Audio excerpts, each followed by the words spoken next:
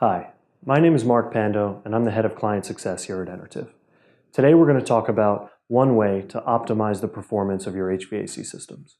We see all kinds of problems with HVAC systems in our clients' buildings. They range from scheduling problems, balancing issues, short cycling, component failure, and what we're going to focus on today is balance points. Why? There's a few reasons.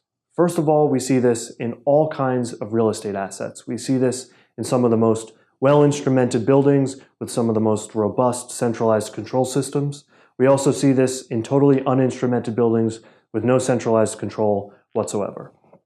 Second, and most important, this is a really easy fix. Changes can be made today to your equipment to improve performance without purchasing any equipment. And these changes can be made, again, today by your operators to help you save money tomorrow. And last, but certainly not least, is this is a really impactful change that can deliver real, meaningful energy savings without purchasing any equipment. So what's a balance point? A balance point is the temperature at which an HVAC system begins to operate. And what's the problem with balance points? Oftentimes we see HVAC systems are set up in such a way that they begin to operate when they don't really need to be. And that's what we're going to focus on right now. So how do we go about investigating this and optimizing the performance of a system when it comes to the balance point? The first step is recording data.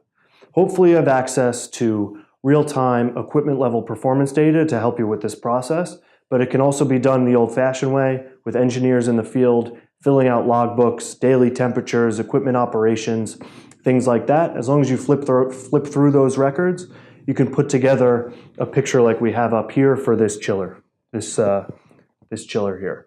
So looking at this picture, we can see here that the balance point is 40 degrees. This chiller begins to operate right now at about 40 degrees based on the data we've collected. Moving to step 2 in the process is we need to optimize this system. So does this chiller need to operate when it's 40 degrees out? Most likely it doesn't need to. The trick here is to push that balance point, to push it further along into warmer temperatures without compromising tenant comfort. So if we can move this operating curve out to the right to about 60 degrees, we can achieve all of this energy savings. This area represents the energy savings that are achievable in this case. And the last step, once you have optimized the system, is to put some mechanisms in place to maintain those performance gains over time. So the trick is to kind of go back to step 1 and have some ongoing recording of data going on so that you can catch exactly when this chiller begins to operate when it's colder out, when it drifts back to turning on at 40 degrees. You have a way of identifying that right away and taking corrective action to move it back to its optimized state. So what's the impact of all of this? If we look at a typical commercial building, we're looking at about 70 cents a square foot to operate the HVAC equipment in that asset. If we extend that to a 300,000 square foot commercial building, we're looking at $210,000 a year just to operate the HVAC equipment.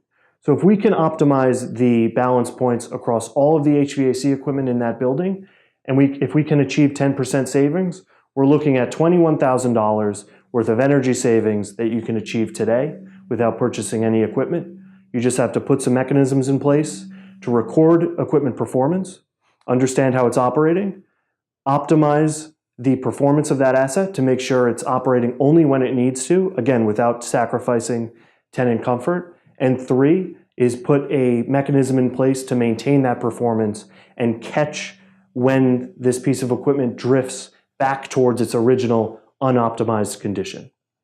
I hope you enjoyed today's video. If you have any feedback, I'd love to hear it. Please leave comments below.